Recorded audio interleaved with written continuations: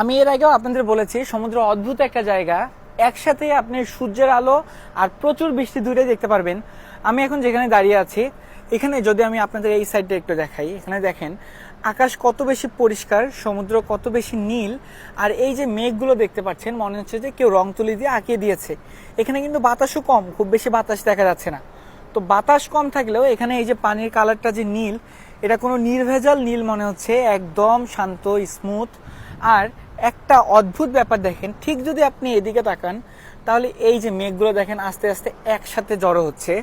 আমি আপনাদের একটু দেখাই, এই যে জড়ো হওয়ার পর এই যে একটা আবঝা আবঝা কালচে ভাব তৈরি হচ্ছে। তো এটা আস্তে আস্তে জড়ো হতে হতে এমন একটা পরিস্থিতিতে পৌঁছে যাবে, এই যে মেঘগুলো দেখছেন সব একসাথে জড়ো হবে। জড়ো হওয়ার পর এটার ঘনত্বটা আরো বাড়বে, বাড়তে বাড়তে এখান থেকে বৃষ্টি হওয়া শুরু করবে। তখন আপনারা আরেকটা জিনিস দেখতে পারবেন যে সমুদ্রের ঠিক একদিকে আকাশ এত বেশি খারাপ করেছে, এদিকে বৃষ্টি হচ্ছে, আর একদিকে রোদ অনেক বেশি। তো এই জিনিসটা অনেক বেশি সুন্দর লাগার মতো, আকর্ষণীয়। আর আমার সামনেই যে জিনিসটা দেখতে পাচ্ছেন এটা আমাদের জাহাজের লাইফ বোট, এটা নিয়ে অলরেডি আমি একটা ভিডিও করেছি, তাহলে সেটাকেও দেখে নিতে পারেন। আজকে দেখেন আমি যখন ভিডিওটা শুরু করেছিলাম তখন সব দিকেই সূর্যের আলো অনেক বেশি ছিল, মেঘগুলোকে এরকম সব দিকেই সুন্দর লাগছিল।